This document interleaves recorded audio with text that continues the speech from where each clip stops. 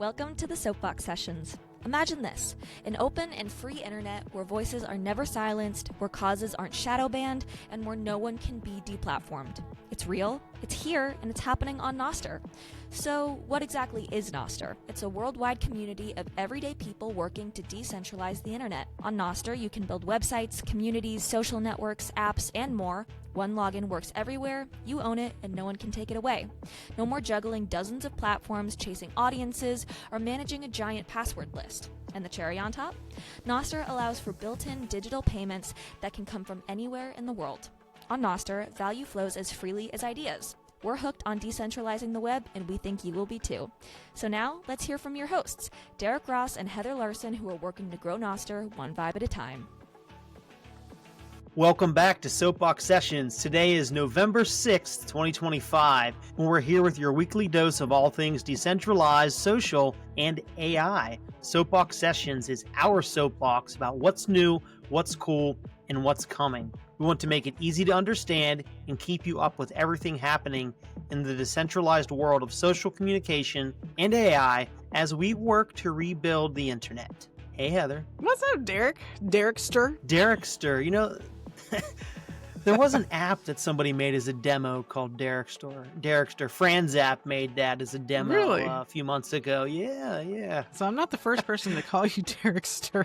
Yeah, he made it as like a meme, as a joke, but also he needed a demo to show how his software worked. So it was a win-win situation. We got to laugh at Derek, and he got to demo something. So it was cool. Always valuable.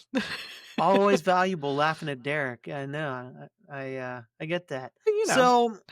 So what's been going on? Anything exciting in your decentralized neck of the woods? You tell me. Actually, not really woods, in the desert. The desert. Here in the desert. I don't know. I'm just busy. Things are going crazy. Things are busy. And things are busy, and I'm not one of the ones traveling on the team. We've got folks right now at SatsConf in Brazil. Yeah. So by the time you see this, SatsConf will be over, and you'll hear what happened there. But we have got like team on the ground. 5 team members there, or we do. Or 4 team members and a 5th former team member. There you go. But you're still part of the team. It's like a gang. Once you're part of Soapbox, you're always part of Soapbox. Yeah, there's a ritual. You get beat in, you get beat out. Just. Oh man, you don't know what that means, do you? No, but I'm afraid to leave Soapbox if I'm going to get beat up if I leave. Yeah, is that what you're saying? Yeah, the Does Alex Gleason come and just beat you up? Dressed as Shakespeare, no less. Dressed as Shakespeare. He comes in and he just rubs his big, thick, sexy beard all over you. I love it. God. I'm on HR. I don't know where I was going with that. But anyways, let's talk about something fun here. The ADHD is strong with this one. There's been a lot of talk over the past 2 days, but probably 2 years too. What is a Nostr client? Oh God, when does an app fight? When does an app qualify that it is a Nostr client? What features does it need or not have? This is a very Nostr insider discussion, and anybody making an app on Nostr wants it to be considered a Nostr app, but then somebody else will come along. It's kind of political. Is it that, is your app a Nostr app or not?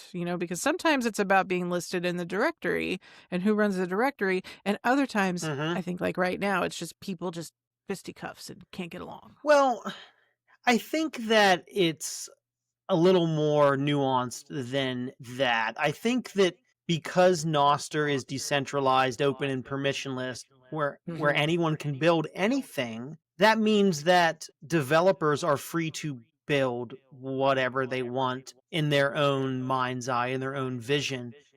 And that isn't always going to align with someone else's vision. Maybe it'll be interoperable, but it may not align with someone else's vision. And honestly, I think that's okay. Yeah, that's okay. Okay, so we're in agreement. I mean, it's okay that we all have different points of views and opinions on how the thing is done. And if you don't like it, come make your own thing. It's open source. So at the most basic level, if an app has the ability to log in to Nostr even though it's not really a login. If you can authenticate with Nostr, let's say that makes it a Nostr I don't think app. that means you're a Nostr app. That doesn't mean you're a Nostr app. That means you have Nostr login. No. That is a minimum. What are there like a certain amount of features that you must have and certain features at that in order to be a Nostr about it. app? If your app allows Twitter sign in or allows Facebook sign in, are you a Twitter app or are you a Facebook app? No, you're just using that as the authentication model. Or so is it the code? I don't think you're the a way Nostr the code app. is written. Is that what it's about? Like is that what qualifies it as a Nostr app? I would say even if you are using Nostr profiles, that's going to be a gray area, right? Like you use Nostr authentication, and then do you manipulate data after that? Do you ingest data after that? What if I say, or do you just display a user profile? I think user profile starts to become a Nostr app. I think it starts to become. I would say the basic definition of what is a Nostr app is Nostr itself stands for notes and other stuff transmitted over relays. So it would mean that you are transmitting your information. Yeah, you need to transmit, and you need to do it over relays. So you can't be a Mastodon or a Blue Sky or whatever. So if you're just pulling profile data to have a user profile and you still have another database that houses user data, so you're essentially just using it as the mechanism to create a profile and log in, I wouldn't say you're a Nostr app. But the two main portions of this for me, you are a Nostr app. Your app is a Nostr app if you are ingesting Nostr content from the ecosystem. So you're pulling down Nostr data. That's from one relays. Part of the criteria. You're reading. And two is the writing. You need to publish data to the Nostr ecosystem to relays. If you're doing those two, if I think that's the general thing. If you're reading and you're writing to the Nostr to and from the Nostr ecosystem, you are a Nostr app. Yeah, because there's no option C, right? That's all there is. We're overcomplicating it. If we're I don't know. There isn't an option C, but there's another piece of the puzzle here that complicates things. And some people throughout the Nostr ecosystem think differently about this piece. So I was going to get right to it. We don't need to beat around the bush here. Friend of the show, friend of Derek, Fod, Will Casserin of Damus, he likes to point out that Primal is not a Nostr app. That's what he likes to say. And a lot of people agree with him in that regard. And this is evidenced by, based on the previous agreed to definition, Primal is not a Nostr app, according to Will, as evidenced by what? What makes it not a Nostr? Will says that it's not a Nostr app because it uses a centralization piece, and he views it as an attack on Nostr. Because what Primal does is they have an indexing or a caching service that sits between the user and the user's relays. Okay. So they have the central server? point. Yes, they have their own server that sits between the user and Nostr, essentially. And the purpose of that is to download all of the content from Nostr, essentially, and serve it to the user. They do this for performance and for similar performance, right? No matter which relay users are using. You know as well as I do that sometimes relays go down, sometimes relays are faster than others, sometimes relays are busier than others. So this creates a degraded performance in most Nostr apps because you're connecting to a wide variety of different servers. So Primal said, we're going to connect to one server as the middleman and then aggregate content to and from all of your different servers in the back end. And they've always done that. Performant app. See, I wouldn't have known that as an end user. As a non-dev end user, I wouldn't have known that. And now that I know that, I also don't care. Like, I'm not a purist about anything. The majority of people don't care. They just want a performant app. They don't generally care how they get that performant app. They just want it to be performant. So if Primal is doing some tricks to get this performance, they're just seeing the user experience and they're happy with their app working well. Now, there's pluses and minuses to this. The fans of Primal love this because it gives a great user experience. Its performance is high and it's consistent. People that aren't fans of this say that a lot of bad things can happen essentially in this manner because they're now in control of the content. So they could technically they could filter out content. They could ban content because they're the ones showing you content from your relays, but they're the person in the middle. So they could do all sorts of content filtering and manipulation. They could, and they do for, not safe for work, questionable content, illegal content, things like that. I don't want to see anyway. I don't see them acting as a censorer of, let's say I make a comment about a politician, they're not going to censor that. They're just going to censor the things that I don't want anyway. Right? And I think that this is okay. And I think this is fine for Primal to do because Primal isn't Nostr. Primal is a platform that utilizes Nostr. So it's okay for them to have their own platform rules because they're just one piece of the ecosystem puzzle. Essentially, if you don't like it, go to another app. Sign out of Primal if you use it and go sign into something else. That's what I don't understand. And I don't see the large issue here because if, I won't pick on Primal or Damus right now. Let's say I use Amethyst as my #1 mobile app. If Amethyst starts doing something I don't like, I'll just go use another app. Yeah. And I think that's fine. I don't want to be that person that says...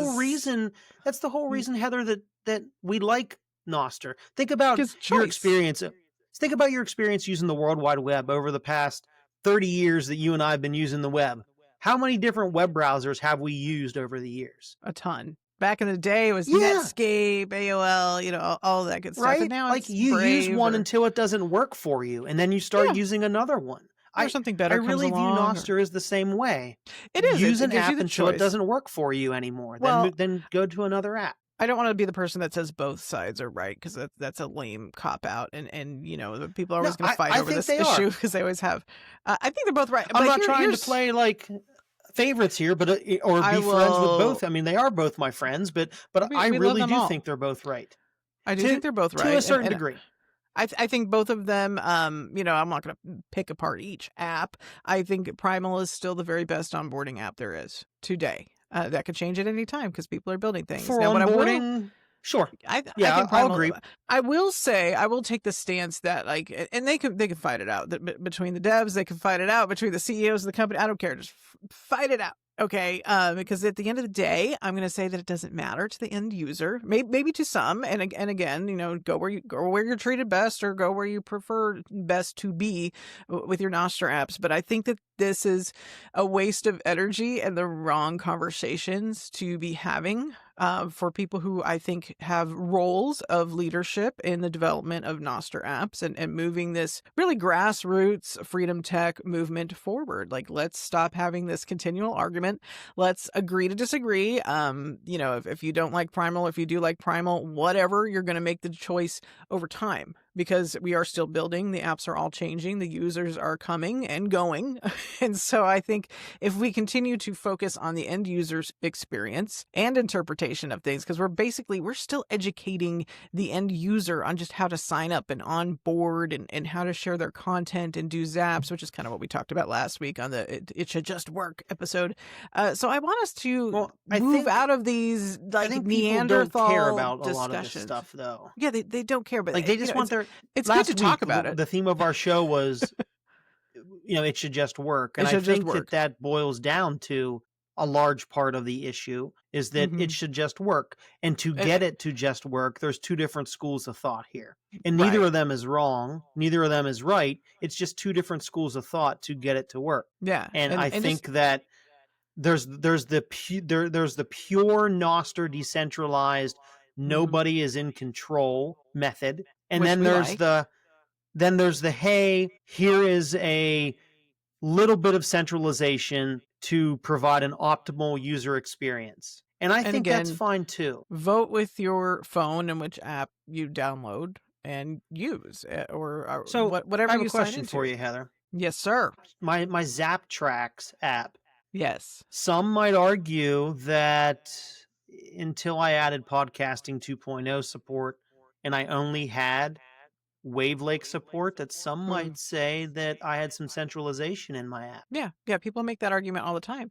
And I think it's the same principle. I really do. It's Chad's vote with where you sign in. Chad's Treasures.2 app. It has some centralization in it. It uses OpenStreetMaps, I think. Okay. I mean, which sounds like it's open source, but might have a little centralization. But the map data only comes from one place. There you go. Like, you can have this argument about a wide variety of applications. Nostr Nest, Hive Talk, Corny Chat. These three audio applications only have one central back end. Right. Does that mean that they're centralized and not Nostr decentralized apps? My point is that a lot of different apps will someday have centralization at some level built into them. And I think that's perfectly fine. It's a trade-off of, do we want it to work? Do we want... Not all data needs to live on Nostr. True. Like, it doesn't make sense for all data to live on Nostr.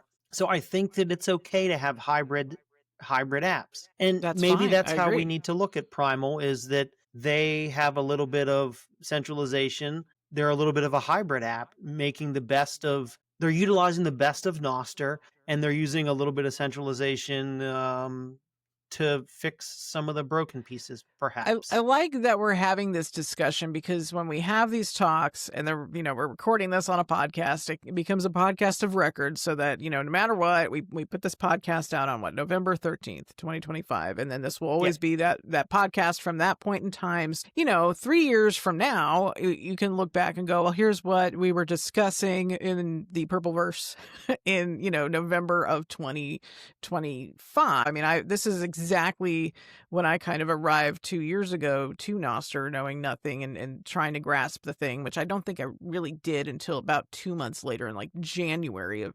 2024. And then, Nostr for me as a thing kind of took off, and I got more involved in Nostr Phoenix, and we did Culture Shock in February 2024. And then the ball kept rolling, and I kept meeting people and finding ways to make myself useful as a not a dev, again, as the non-technical person. There's plenty for the non-technical people to do and contribute as well. So it's good that we're having the talk and making this kind of like the podcast of record for the main issues of Nostr. And I don't know if the people involved that we're talking about will hear this or care. I mean, I don't know. I also think the average person that I want to use Nostr doesn't care about any of this. And may not even notice this. They don't care about the technical stuff.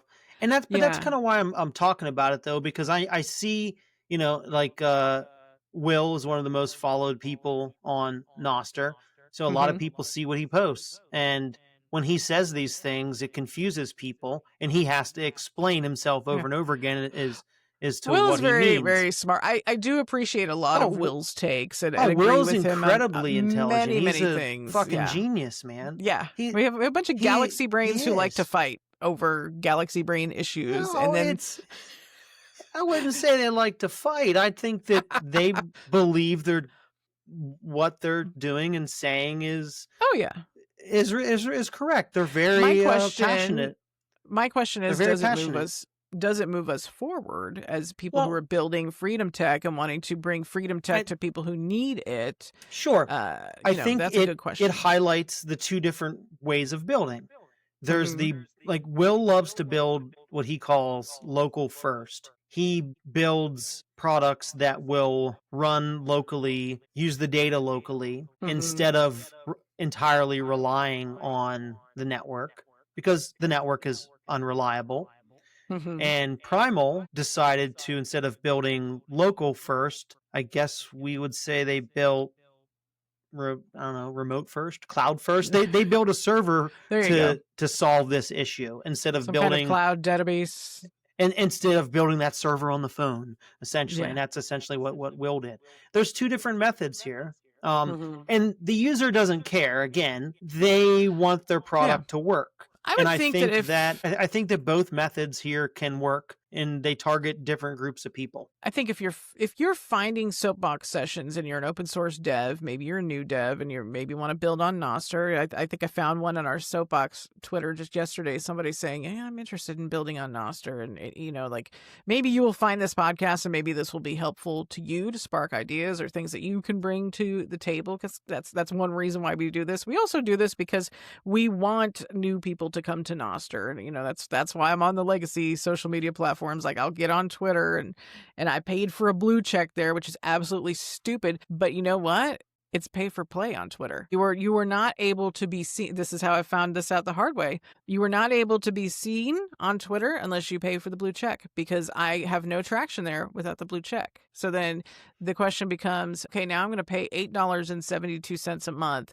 so I can at least get my message out to the world that Nostr exists, that we pay musicians Bitcoin using RSS and Nostr technology, aka value for value. So we're doing a thing with indie musicians. I'm working on an app called Runster so we can decentralize fitness apps and the fitness industry. So there's all these things that Nostr does, and I think people still see it as social media apps. And that's one thing to point out about Damus and Primal is they are social media apps and they are Twitter alts, but that's one piece of the Nostr puzzle. There's many more pieces to Nostr other than just the social media thing. And that's something I want people to understand. People, they view Nostr as a Twitter alternative, and it's so much more than that. But the largest use cases are Primal and Damus and Amethyst. Exactly. Like it's the Twitter replacements. And I think a big difference between Primal and a big difference between Damus is that Primal showcases more of the ecosystem than what Damus does. Damus is more of a Twitter alternative. Yeah. It has blogging, reading built in. You can read long format posts, and it has highlighting built in. This is another Primal, reason for why example, will show streams. For example, it'll show this that. Is why I recommend and it'll do DVMs, feed marketplace, things like that. Yeah, because you're gonna get a little bit more from if you love Twitter and writing text and picture posts and video posts, just post like attaching a video to a post. Like Damus is your guy. And then if you want to go a little bit deeper and log into an app and also get the spaces kind of feel like Twitter, Primal's going to give you that. And Primal also has the Primal Studio, which I think is a little expensive, but the capability is there to kind of like manage your content. So if you're somebody who's heavy on, growing an audience through content, Primal offers that. And, I'm trying to think of I think Primal offers some really good search. And then there's Primal search is really good. You're right.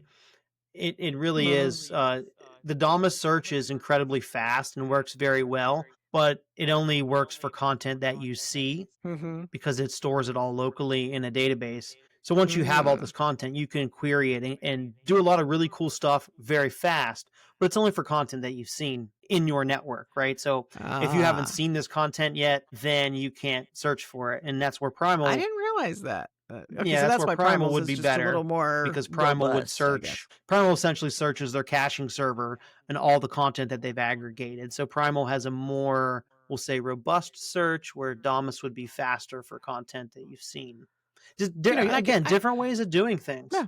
I could say the same thing as like if you want another, I don't know, level up from Primal. I don't know if I would call it a level up, but just a different experience with features would be like Yaki Home, because then you're not gonna have the live feeds of video, but you will have like the long form, and they've got widgets, and Yakahoni has so many features. And another wallet option. Yeah, it's one of my favorite Nostr apps. Yakahoni is staying out of the dev wars right now. They're not fighting over is your app decentralized or centralized? Is your app better or worse? They're just building, man. Like they're building. They're building feature rich, Yakahoni experience there. And Yakahoni's a great app. I appreciate that, actually. You know what? I think at the end of the day, the fact that we have all of these different ways to build and they're all interoperable shows the power of Nostr, because a developer can build in their own vision and be compatible with another developer's vision. And that's cool because you can't do that anywhere else. Nowhere else can you have these dev nerd wars. We can only do this on Nostr. We can only do this on Nostr. Well, and, only Nostr could do this. I think they're interesting discussions to have. I don't know that they're vital discussions. I wish we would just move on and concentrate on a good user experience and onboarding, to be quite honest. And I love everybody involved in the fight. I love y'all. But let's get back to work. That's my take. Yeah. No, that's a good take. I think it's good to look at the core reasons for the argument, and then after we look at the core reasons for the argument, decide what the actual issue is and can we solve it, or is there a better way to solve it, and look at it that way, because we do need these discussions, right? Like we have to have them because we're building a new protocol. So it's good to have them, but I think that we need to be constructive about it. I'm still going to use both Damus and Primal every day and have for the last 2 years because they both give me things that I want. Yeah. They both serve my needs in different ways and I enjoy them both. Yep. And they're great tools and I love everybody working on both of them, and y'all can argue all you want and we're all still going to be friends at the end of the day. I want everybody to work together. I use NoteDeck exclusively on desktop all day long. NoteDeck is my number one app. I absolutely love NoteDeck. NoteDeck is from Damus, and I couldn't use Nostr without it. I've been using it now for the better part of a year, and I would feel completely lost if I couldn't use NoteDeck every day, all day long. Would you say, and I don't know if I have an opinion on this, but I just wanted to ask the question, do the Nostr devs at large, do they work together well or do they stay in their silos? So I'll say historically... I'm opening another can of worms. Yeah, this is another can here. So historically, let me rephrase. Because we're open source. Nostr is great because it allows sovereign developers to build independently together. Meaning I can build whatever the hell that I want. You can build whatever the hell you want. And if we decide we want to, we can work together, but be independent. And I can incorporate your feature into my app, and you can incorporate someone else's feature, and so forth and so forth. This is how because the it's all interoperable wins. Because we're all using the same protocol. Yeah, and then the people who want the apps, the end users who are out there, and when I say the people who need this, I'm talking about people all around the world, not just U.S. citizens, but people all around the world who are affected by government internet shutoffs. Like our friend Man Like Quex in Tanzania the other day. Like the government there shut down the internet for 5 days. He was still able to use Nostr and some SMS and some calling via cell phone, but he basically hunkered down and they didn't go out except for essentials because there was a lot of dangerous unrest in Tanzania. People died. So those are the kind of people that we want to reach with Bitcoin and Nostr. Like if it's not safe to go out in your country, you can still maybe, depending on the technological thing going on at the moment, like if there's still internet or if there's a mesh network, you may be able to still, transfer your money, your value somehow, whether it's Bitcoin, BitChat, Cashu, whatever. Like I want to reach those people, or, the people who are being censored, because I think the use case for us very pampered American citizens are like the time I got memorialized and kicked off Instagram, and I want somewhere else to go to reach my audience where I can't be censored. But we need to have these discussions to be able to do that, right? Exactly. We need to build something that works for our friends in Tanzania. If we don't have these discussions, then we're not going to be able to build for the rest of the world. Well, and we just had an election, here in the U.S. too. And, as we're setting up for the next presidential election, I would guess things will be even more incendiary than they are now in the United States. Like we're already seeing a lot of political things going on to where I always wonder, could they turn off our internet? Could they censor us? Could the United States government go to Elon or Zuckerberg or anybody and say, hey, make sure there is no post going out on your network that mentions this word, for example? And would we even know that's happening? Like, how would we find that out unless the media covered it? And can the media cover it? Because the media, as you know, is shrinking and overtaxed now, too. So how much truth is getting out? Like, there's a lot of different variables that are converging. And so when I want this technology to get to the people who need it, it could be people in our own country. It could be people in Tanzania. It could be people in Europe, because there's other issue. I won't even start, right? Like there's a bunch of issues in Europe about identity verification, also in Australia. So what we're seeing is that governments and different entities, including big tech, are getting a stranglehold on our communication and our ability to communicate online in real time without consequence and to really have a voice. And we see that when they're like protests in Nepal and people run to download BitChat because, it's not internet, it's not cell phone, it's over mesh, and it's over Nostr. So, we're building all of these. How does this get is related to your question about developers working together? Developers working together means we kind of have to agree on how people are going to use these things in the end. And so, like, let's say, for example, Primal is maybe somewhat centralized. How does that affect me if I'm in Tanzania and I need the internet? How does that affect me if I'm in the US during an election? Or, then do I switch to Damus? Are these pieces of information that I need to know as an end user if there is a political or technological crisis or both in my country? I need to know which app to run to. Sure. So this is actually an issue. One of the issues with the centralization piece, where people that aren't fans of Primal use this as an example. They say Primal from time to time has server outages, server issues, whatever, and their caching server becomes unreachable for whatever reason. When their caching server is down, people think Nostr's down.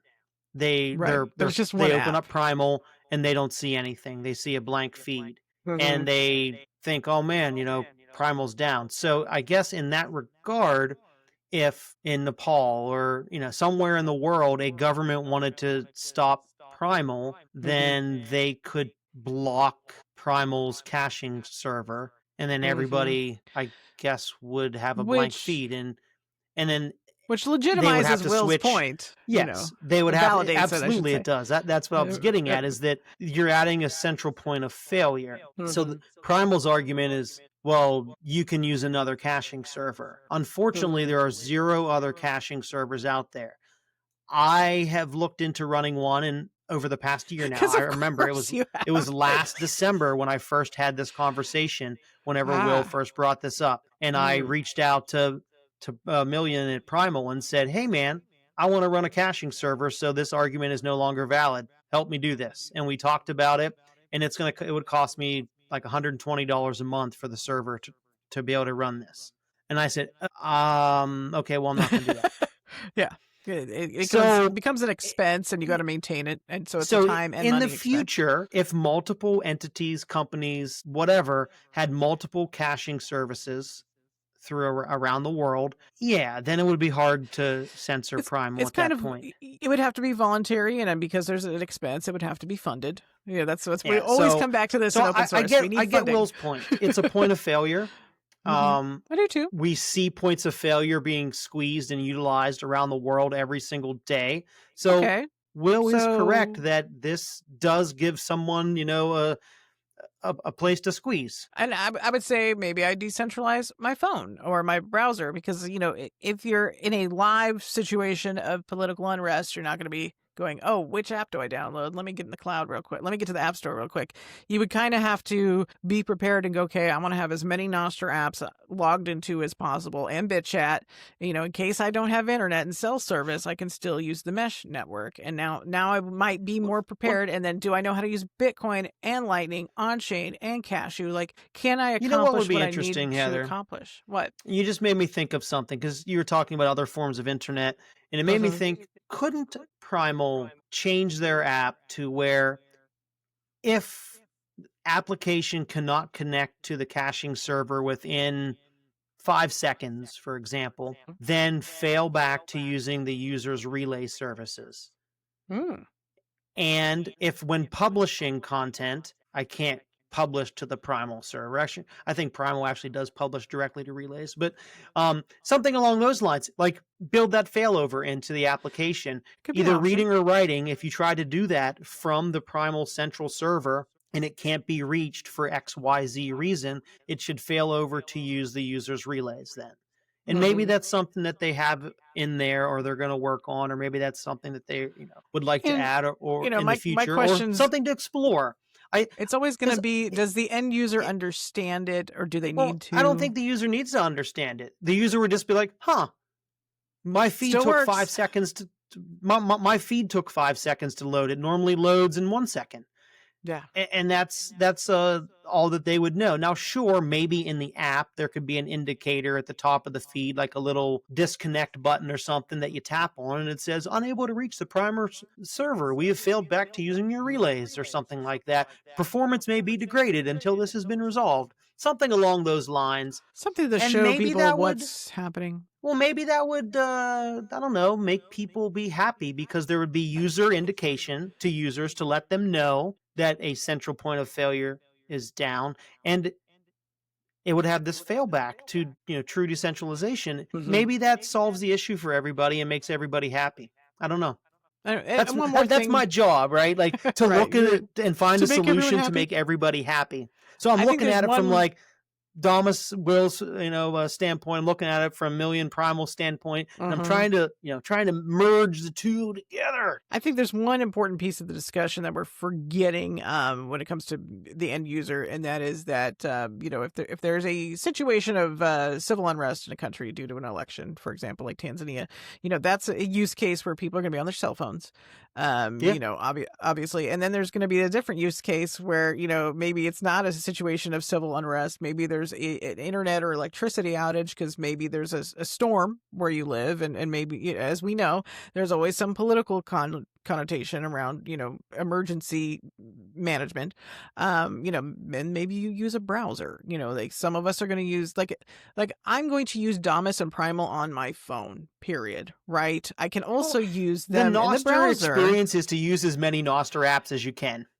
Yeah, right? but if you're only using one Nostr app, I'm sorry, you're using Nostr wrong. You need 75 of them. I'm probably, can I use a PWA app in an emergency? Do I need to be on a browser because my phone's lost charge? And, maybe I'm using a, Starlink or whatever. There's, I think, a lot more variables into like work. You just want it to work. It should just work. You're going to say that every week, aren't we? It should just work. It should just work. It's a good debate. I'm glad we have it. We're in 2025, man. Shit should just work. Like, come on. It should. Where's my flying car? I'll be get her.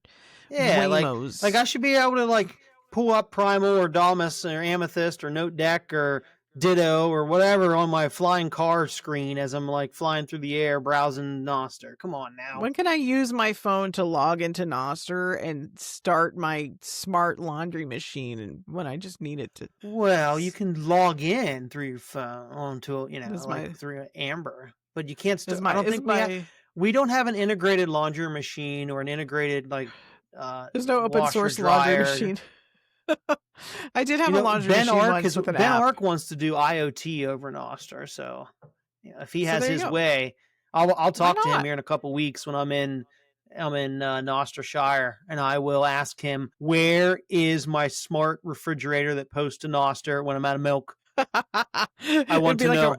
It would be reply, Derek. It needs to DM me, right? It's like, Derek, you're out of milk, through a Nostr DM. Come on now. I'm not reading my DM. Why don't we have this? We're too busy fighting about is your app a Nostr app or not, instead of building Derek's smart microwave that lets me know my popcorn's done. Like, come on. I want it for my laundry machine, my dishwasher, because I'll be in bed and I'll be like, Can I just get Siri to turn on the dishwasher? You know what? Through Nostr? Somebody needs to use Home Assistant and build. Maybe somebody already did and build something for Nostr. Maybe is that a Google thing? Is that an Android thing? It's an anything. It's an open platform where you can use all these existing smart devices, IoT devices, and kind of run your own Home Assistant applications. I know I probably haven't heard anybody mention it in a couple years, so. I forgot it. I'm gonna have to nerd snipe. But the home automation system, they do all sorts of stuff with Home Assistant. So it's open source, man. That means we could build Nostr into it. Let's do it. Don't give him ideas. He'll be nerd sniped for the entirety of the holidays. Sorry. Where'd Derek go the past 2 weeks? Well, nerd sniped himself to building Home Assistant with Nostr. Hey, we can unlock his front door with Nostr now. He's got one of those smart locks. Yeah, I have a smart lock. I can't post on Nostr. Actually, this is okay. Smart lock? Hold on. That's terrifying. 2 weeks ago in Nashville, I was shown a demo of unlocking your door like a smart lock with your Nostr private key. I was just being a smart ass about it. It already exists. Yes. The company is called Portal. They're on Nostr. They're a brand new company on Portal, on Nostr, and they are building an application where you would sign in a door unlocking event, essentially. You've known about this for weeks and not mentioned it. And they have this app that is constantly looking for these events, and when it sees an unlocking event, it says, well, is this identity allowed to unlock this door at this time? Yes, it is. Okay, unlock the door. No, it's not. Keep the door locked. Think about it. Smart home for Heather. It's just signing an authentication token, and that's all unlocking doors with pass keys and RFIDs is, essentially. So why not use your identity at Nostr? That's stupid cool. We're gonna be able to go to Bitcoin Park in the future and shit post on Nostr to get your door unlocked to be let inside. It's gonna be great. You post a meme, the right meme from the right pub key, and it just unlocks it for you. You know what's gonna happen is my fucking smart lock is gonna be smarter than me, and it's gonna make me zap it to unlock it. That's what's gonna happen. It's gonna become an intelligent entity that wants money, just like my niece and my kids. Proof of payment. I like it. You can't come in my house unless you pay the toll. The toll to enter my house is actually is 10 Bitcoin. I'm sorry, that's why I charge. You can't come in. Bitcoin. Oh my God. I don't have a smart home. I don't have a smart anything. I'm not talking to the machine to do it. I still have a dumb home, and I don't have an Alexa listening to me. I like my dumb home and my low tech Schlage door lock. Okay, that's my wheelhouse. That's what I like. I'm happy. I just learned how you pronounce that word. Is it Schlage? Schleg. I've been saying slange. And that is the second thing I've taught you today. Oh, I don't know how to say words I've never heard before. Go to your Ace Hardware and say you want to buy a Schleg. I'm probably saying it wrong. Don't take my word for it. It's big words. You're signing it wrong. That's going to be the next thing. Get denied. Your door doesn't unlock, and sleeping on your porch. You went out to get a gallon of milk, and you end up sleeping on your porch all night with your milk. And the neighbor's cat's drinking it the next morning. You wake up It's like, I forgot my private key. I couldn't sign the transaction to get in. Sorry. I'm surprised more things like this just haven't happened already. We have enough smart products now that there should be horror stories like that. There was an interesting AWS story. Remember when we had that AWS outage a couple weeks ago? Mm-hmm. People had smart beds that would fold up, I guess, in small studio apartments. And the smart bed wouldn't unfold. You couldn't fucking go to sleep because the internet was down. That's wild. I have a smart bed. I have a smart bed. The internet was down. Couldn't sleep last night. It doesn't fold for me. My smart bed measures my HRV and it's. Do you want to sleep on the cushy bed or the hard mattress? Just change your little number and then we'll tell you what your HRV is and how long you slept. And okay, so now I have one smart thing in my house. I don't know if it's helping me sleep. But so whatever. To conclude the Dev Wars, we like these conversations because they need to be had, but there probably isn't a right or a wrong way to build on Nostr. It's the fact that we're building. But I think having these conversations are good so we can all make better products and have better services and have better user experiences. Better serve the end user. That's always going to be my I'm going to send Million a DM and be like, hey, just out of curiosity, could this work like this? And would you want it to work like this? And maybe someday it will. Or maybe he's going to be like, yeah, we've already thought of that. We're doing that. Who knows? Who knows? Or maybe there's a reason why he doesn't want to do it. I want to know that reason. Is there a technical reason as to why that's not? And then I'll come back next week and I'll tell you all about it. You are such a shining star and you want people to get along. And I'm just you know what? Fight it out. Deal with it. I'm just you know what? No. I don't care if they get along. Just build shit and get it done. Doesn't make the apps work better. This is true. The fighting and the talking of the smack and we need to fight better and have the right discussions and the right arguments. But listen, we need to get things done. Heather, my philosophy is we have much larger battles to fight across the world, that's my than point. fight each other. Okay? Yes. We don't need to fight each other. We need to team up together to fight all of the negativity, all of the bad policies, the regulations, I think overall, oppressive governments around the world that are hindering communication and hindering speech. Yes. We I need will to say, band together to fight that. I think overall the discussion, we call them dev fights because we're being smart. I think overall, I think that the discussions, I haven't watched, but I think they're mostly respectful. Like I think we're mostly having respectful, intelligent discussions. It's when things devolve into ad hominem and stuff like that. I'm just like, God, grow up. Like I'm too old and sober for all that. Like I just don't want to see it. And my I have enough going on. Like you guys fight it out. That's where I'm coming from. Is like because I'm not a dev. I'm the marketing person around here. I want the message to go out to the people who need it, who can use it. I want people to realize that yes, there is Nostr. We love it. Here's why. It's not perfect. We still love it. We're still building on it, improving it, and we could use a little help here. More people with making more apps and bringing in new ideas is always welcome. Heather and Derek can't do all of it. We can't. More people. But, more people. Come, people. But we can talk about fun stuff, such as Nut November. It is Nut November. Now, this is one you're going to have to explain to the newbies. What the hell is Nut November? Because that just sounds...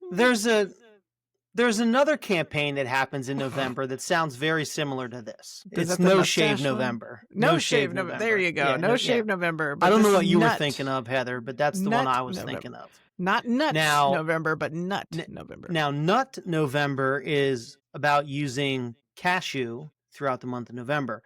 I had this idea a week ago. I don't know why, as things do, ideas pop into it was a nerd this noggin snipe, right here, right? And probably somebody mentioned Cashu on Nostr, and I'm like, man, I should really use Cashu more instead of having opinions about it. I'm going to call you out. You've been a Cashu hater or a Cashu questioner for some time, where the rest of us have kind of screwed around with it and went, okay, I get it, I like it. So I'm not an expert on it, but I like it. Over the past year and a half, I guess, I've used Cashu a dozen times or so, maybe 24 times. And it's only out of novelty. When someone's like, hey, here's some nuts. Or someone says, hey, here's a Cashu invoice. Or somebody posts an emoji or an image with a Cashu token embedded into it. And that's where I was kind of a hater in the beginning, too. I was like, why are you sending me an emoji with money on it? Like, it was something that was fun. It was kind of geeky. It was technical. Yeah. And I always said that Cashu was a way to get privately rugged because you'd be using a custodian, which I don't like. And I said... that would be the mint, right? That's how you get rugged. And since Cashu is very private, it would just be a private and complex way to get rugged. And I've literally said that a dozen times, probably each of the dozen times I've used Cashu over the last year. So, well, so is using a bank account with USD, right? So somebody mentioned... somebody mentioned something with Cashu the other day, and I said, I'm kind of a Cashu hater, and I've never really tried to use Cashu besides random one-offs. Mm-hmm. And I didn't give it the old college try, as they say. I didn't give it a fair shake, so I decided to do that.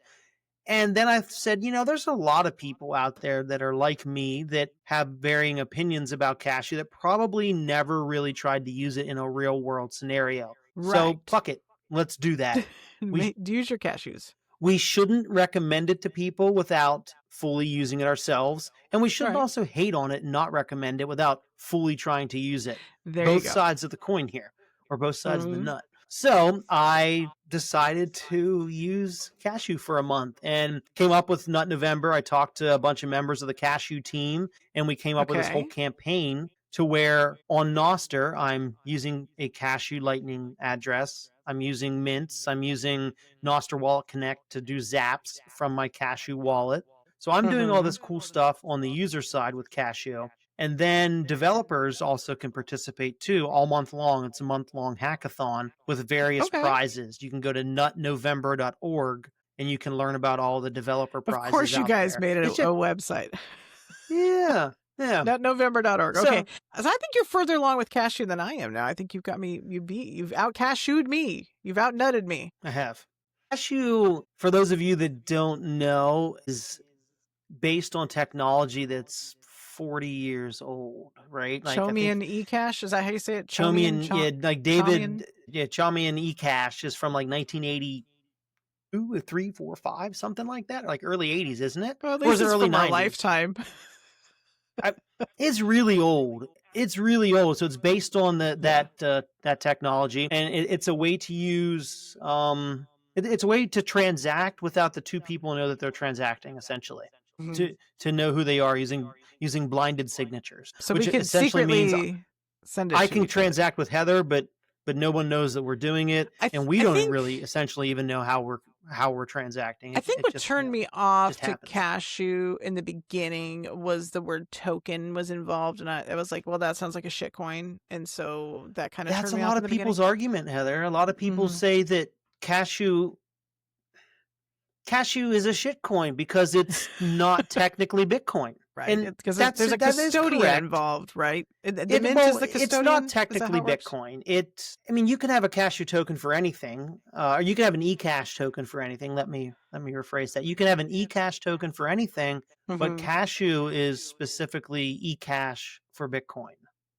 So it's a more private way to transact. I know that. Yeah. So the whole argument behind this is most of the world is going to use a custodian for Lightning. Okay. And there are some privacy implications on Lightning where I can send you a transaction and you can see my node that I sent from, and I can see your node that you received. So we could technically see each other's nodes. And you do that enough, you can kind of, I mean, it's a lot of work, but you can medium track a little bit of people. There's a little bit of privacy leakage.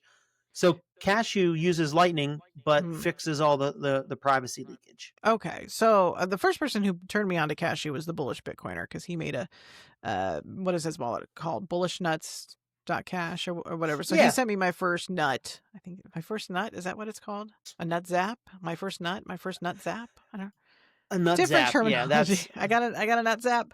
So Bullish, I have his wallet on my phone, and I used to have another one, but then I got a new phone and lost the original one. I forgot what it was called, but yeah. So yeah, we've played with the technology a little bit. I think I understand the basic principle.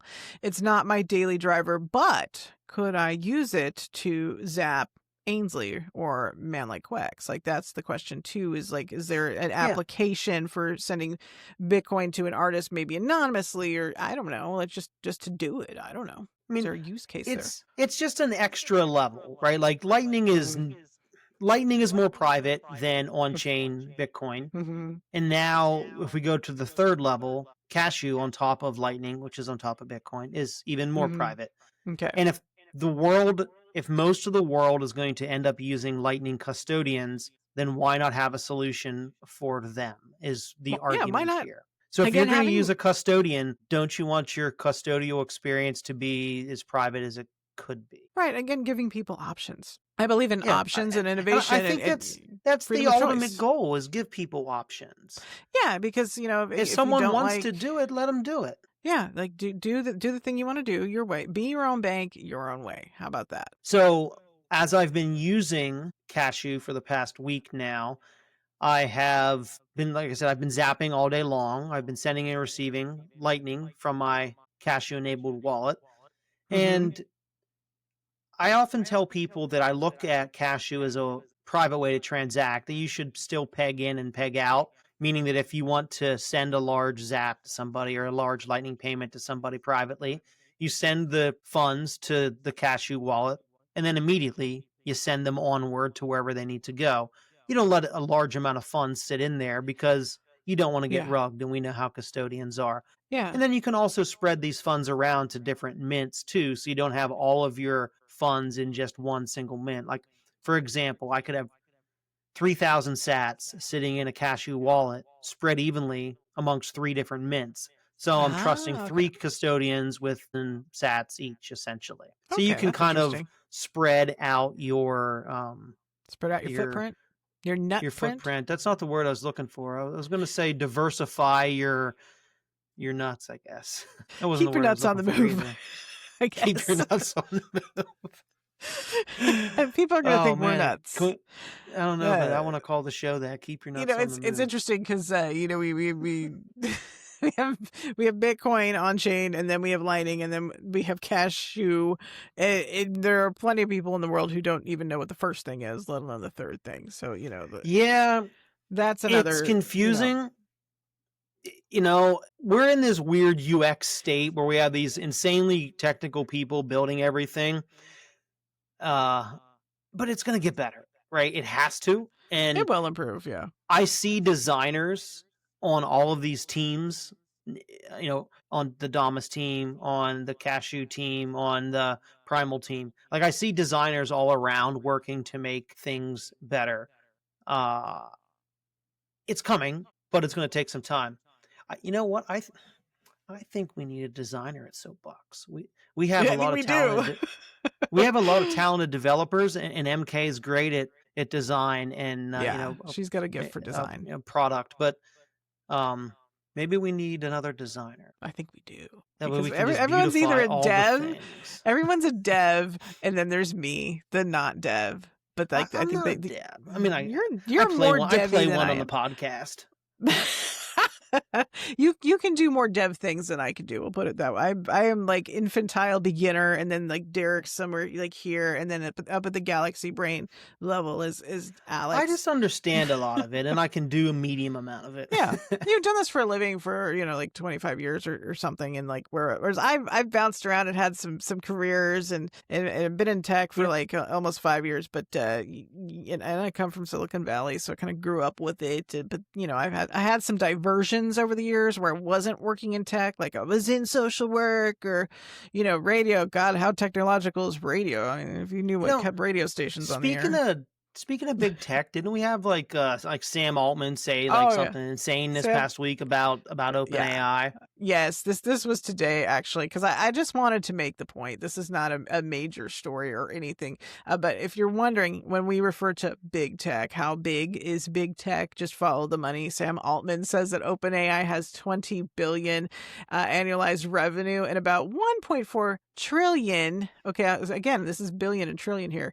$1 trillion in data center commitments. So that's how big it is. That is Soapbox is that's actually insane. Like how much? Well, and then when people look at, is there demand for this? Is there a bubble? $1.4 trillion into data centers. I don't even know how to divide that up. How much is that? Is like real estate versus electricity? That means that Anthropic has probably roughly the same, give or take several billion, probably has similar commitments in data centers. That means Google with just Gemini, just focused on Gemini, is probably somewhere around there as well. That's insane. These are so. I don't think this AI bubble's it's gonna pop anytime soon. I think it's so still many growing. Bubbles are gonna pop pretty soon. It's gonna go. It's gonna go to infinity. It has to. Gosh, we're just these are expensive things. These are expensive things we do. If we talk about talking about the AI bubble popping, I think it's going to be a while. I think things are going to slow down, and then things are going to leapfrog, and we're just going to go back and forth. We're going to have companies leapfrogging each other, and we're going to have things slow down until the next big thing, and then it's going to be another race, another bubble, and we're going to go on that way for a while. I don't think that it will essentially pop per se, because we're not reaching the end of what machine learning can do and artificial intelligence can do yet. Like, that's nowhere near. We're like, in the grand scheme of things, LLMs is not AI, right? Yeah. It's math and predictive text. That's literally what LLMs are. So if we're talking about actual artificial intelligence, we're just scratching the surface right now. I think we have a long way to go, and I don't think any type of bubble is going to pop for decades. I do think we're seeing not until the AI kills us all, or we're on Mars. One of the two. That's what's happening, right? It's either AI is killing us all, or we're living on Mars. Whichever happens first, then that's the pop is happening. Right around there. Vegas probably has odds on those things right now. Is there a predictive market? There should be. I don't know. Yeah, That makes sense to me when that there is would that be. going to happen? That's exactly. When are we Terminator 2? That's when do we become Sarah Connor? The neat thing about the Terminator is we've been pushing the Terminator scenario back for 25 years. Like, didn't it initially supposed to happen in like 1999 or 1997, something like 2005 or something? And then like a couple years later, another Terminator movie came out. It's like we survived the first Judgment Day, but now the next Judgment Day is 2006, and then we keep pushing it back. Do you ever see the footage on the news of like they'll show like some AI robot thing where the robots are playing soccer, and then somebody has to go pick the robot up off of the soccer field because it falls down and it can't get back up, and I'm like, they are not coming for us yet. we have a little bit of time. we got some time. I like the memes where you have the robots going around killing people, and then someone's like, "No, not him. He used to say please and thank you on ChatGPT or whatever." I do that. I've had an arc of character development, shall we say, with my AI. Yeah. In the beginning, I was always mad at it, and I would curse it out, and then I realized that you get better results when you do the please and thank you. So I'm very nice to Shakespeare now. I've said to Claude multiple times when I'm building something, I'm like, "You fucked this all up." Like what? The fuck is wrong with you? I told you not to write more than 500 lines of code. Come on. Shut up. Say less. Well, please unfuck this project. And it's like, you're absolutely right. Okay. You're absolutely right. I did fuck this up. That was one of my favorite Bill Maher bits where he talks about how AI always kisses your ass. Because it's so true. It has to. So big tech is doing big tech things. Anything else we need to touch on here before we wrap up? I think we need to talk about some boosts. Friend of the show, friend of Derek and friend of Heather. He sent in a boost. Who did? Eric. Oh, Eric FJ. Eric FJ from Conduit Market. He sent us 1,111 sats saying, he was listening to us. Taking back control. Zap by Zap. That's right. We love Eric. Eric hung out with us in Nashville. He did. Thank you for the Zap, Eric. I think we kind of bullied him into that Zap, though. He said he was a listener on the show, and I was like, "Oh, I didn't know that. You didn't Zap us yet." I goaded him into other things too. Then I was Eric. Thank you. I cornered him and I'm like, "Hey, so did you orange pill your wife and did you purple pill your wife so that I could follow her on Nostr?" And he was like, "Yeah, you could follow her on Nostr." So I was like, "Yeah. So Eric FJ's wife, I'm following you on Nostr." That's actually how we win. It's you orange and you purple pill the spouse. Exactly. We need more. We need more spouses in our. I am begging for more women. Okay, bring me. I'm around a bunch of dudes. Love you guys though. You're great, but I need more women. We appreciate you too, Heather. For my own special thing that I bring to the table. Yeah, whatever that is. We're not going to talk about it now because we're already past time here, but we should talk about some other cool stuff that other people were building. I want to talk about Gigi's ants next week. Preview. We got to talk about ants next week. Yes, and because you know what, I'm going to put you on the spot next week. Because I think we've bitched for the last couple of weeks. We're going to do a gratitude episode coming up where we talk about all the good things that we're grateful for from Nostr in 2025. Yeah. A lot of year-end lists will be coming. Stay tuned. We're going to be thankful next week. Or what? Or I'll get you, Derek Ross. And your little dog, too. My dog's a lab. He's not lab. No, he's not. He's a big, cute chocolate lab. All right. Thanks for listening. Heather, it was fun.